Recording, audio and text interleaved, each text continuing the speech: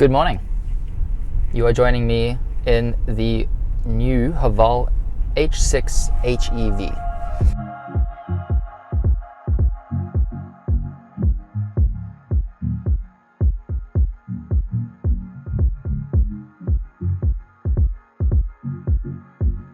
You may recall that I attended the launch of this vehicle in Johannesburg a few weeks back. I now have it for about a week on test. First and foremost, let's start off by saying I am no professional car journo. I am no Jeremy Clarkson or any of those lads. So don't expect a review in the same style. What I will tell you though is I'm quite picky when it comes to cars. And yes, I was blown away by this at the launch, but sometimes attending a launch and having it on test and living with it every day is, two very different things. So I'm going to approach things a little differently. I want to see how this vehicle fits into my lifestyle and the things that I enjoy doing, whether that is going on a date with my wife, or going mountain biking, or perhaps enjoying the Cape Town weather and going for a surf.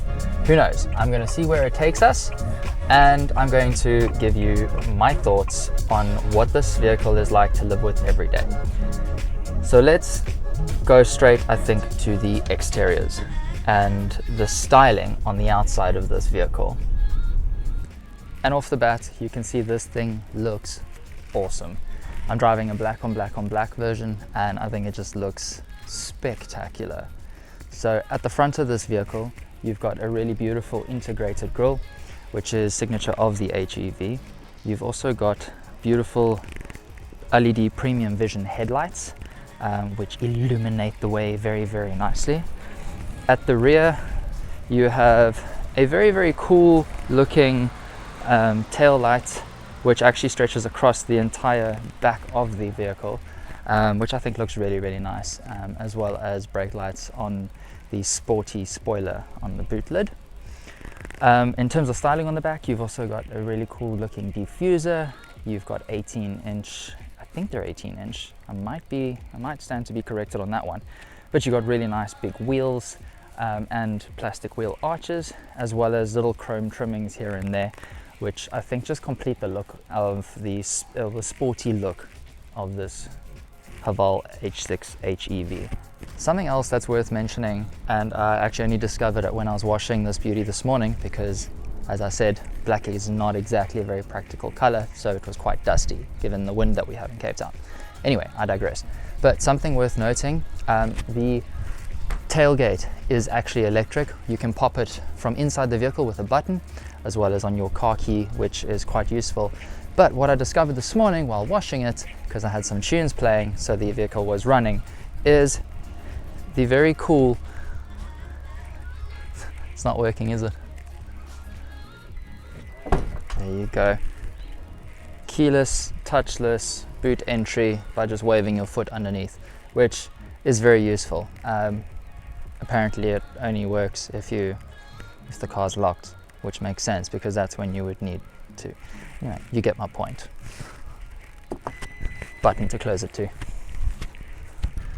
So let's talk a little bit about the interior and some of the features I really like before we get to the technical nitty-gritty stuff, which I'm really not going to divulge too much in because my knowledge on it is a little bit limited.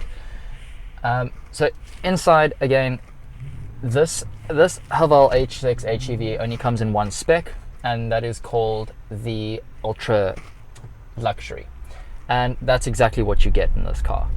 You've got ventilated and heated seats. So right now I've got the ventilation on because it is a very warm 25 degrees at 10 in the morning and I am hot. So that means that I can drive around without getting sweaty legs. You've got plenty of leg room, front and rear. You've got beautiful head height. Inside here you've also got some loads and loads of and since we're talking about styling, let's go and take a look at the interior, and at night or in low light when you've got your headlights on, the interior styling and what Haval have done to make it just that much better. such as the LED red lights in the doors and the incredibly impressive patterned display that is actually underneath the leather dash. So by day you don't see anything, and then at night you've got this really cool electric crisscross pattern, which is amazing. I think it would be really cool if we could change the color of the LED lights, but that's just me being a boy who freaking loves lights and things. Up front you've also got one-click buttons for your front windows and rear windows, which is quite nice, so you can stop the kids from playing around with those, and of course you can lock the windows as well. You've got a very cool little cup holder which you can just flick up to store your coffee or your water, or in my case a iced coffee in my very near future. You've got a charging pad for your phone, so your phone will never ever be low on juice.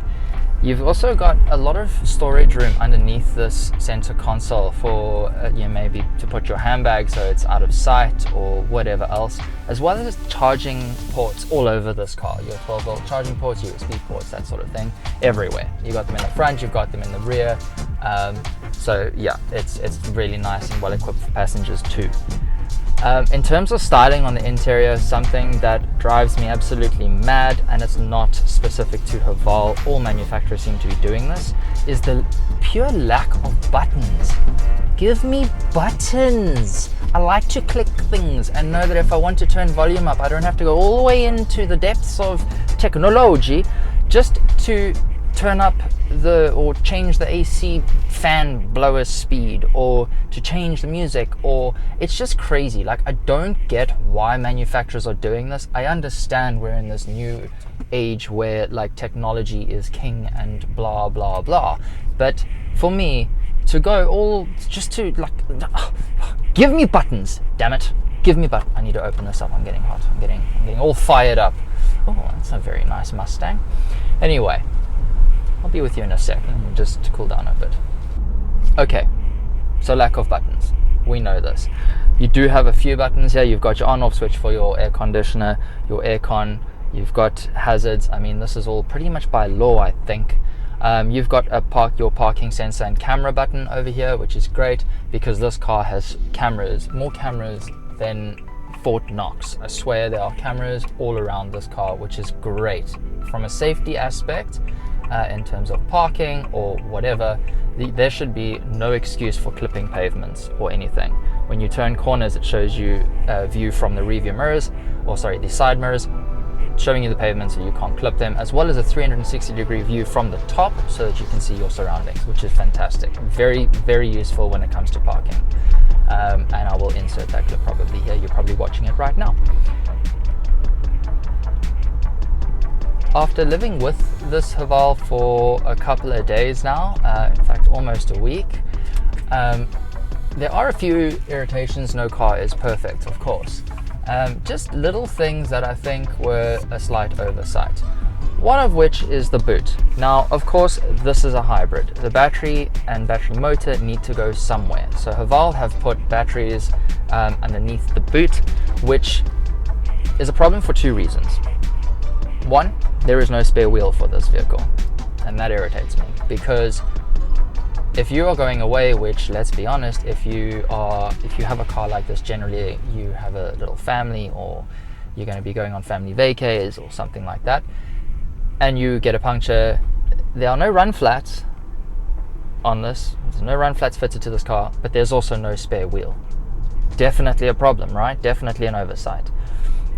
Also, by putting the batteries in the back, the boot becomes very shallow.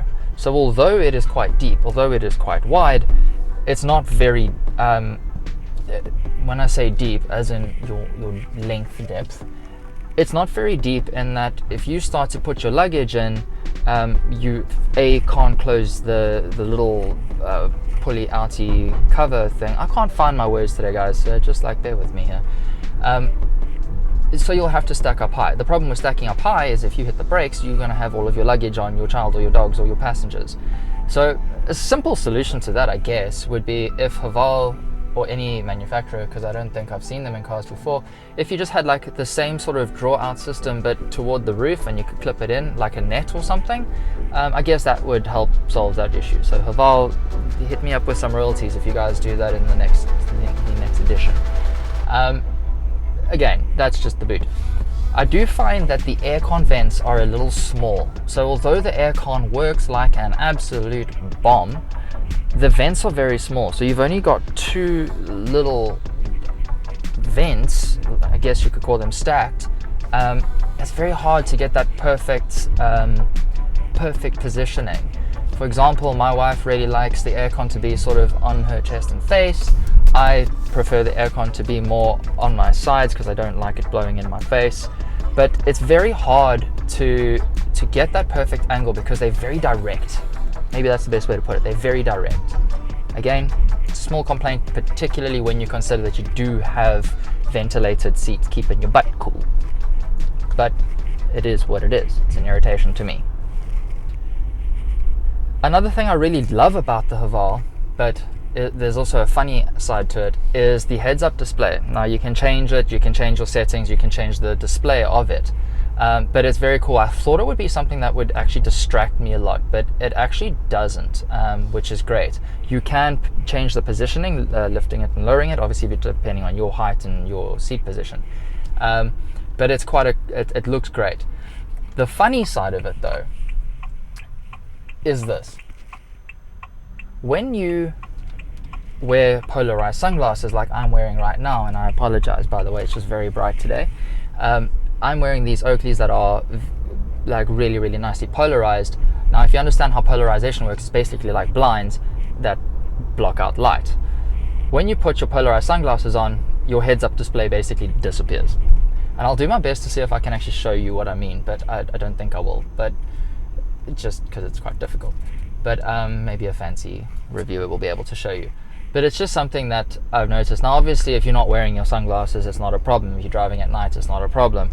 But obviously during the day, you put those polarized sunglasses on and it dims it to the point of disappearing. Take it or leave it. I mean, that's just something I've noticed, which I thought maybe you would find helpful. Talking about the interior, again, I think it's been laid out really, really well. You've got very comfortable armrests on the side. You've got leather for the elbows, leather on the sides, leather on this elbow, like leather. You're not going to get those chafed elbows, which is great. I've already mentioned the charging pad for your phone, something that's very useful.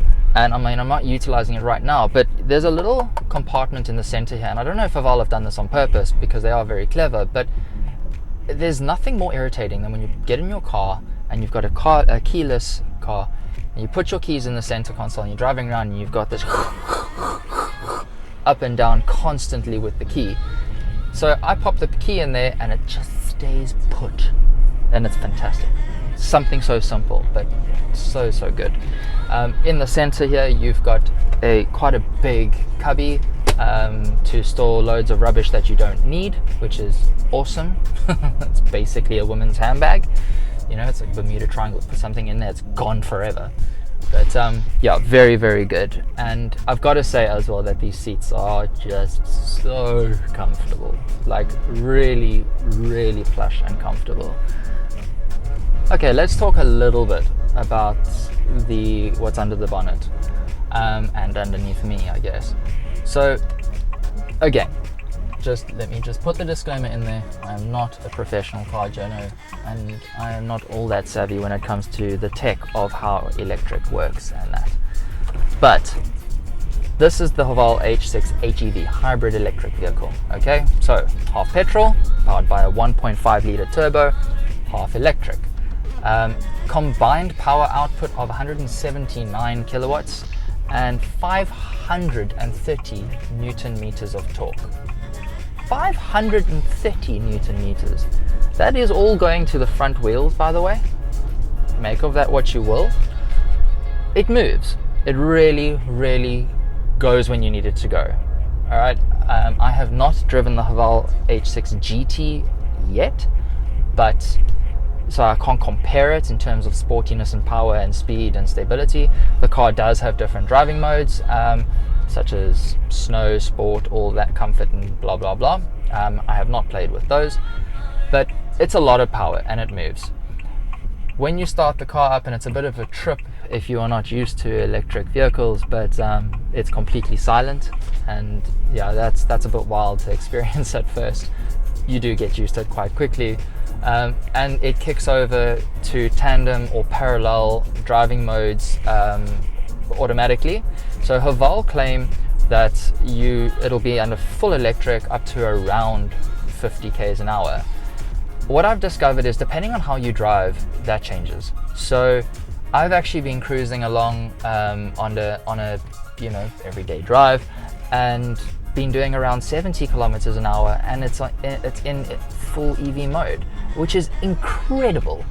So if you are quite light on the throttle, and you're not you're not trying to push a lot of power out of that accelerator, there's those words again, it doesn't require you to obviously use a lot of the combustion engine.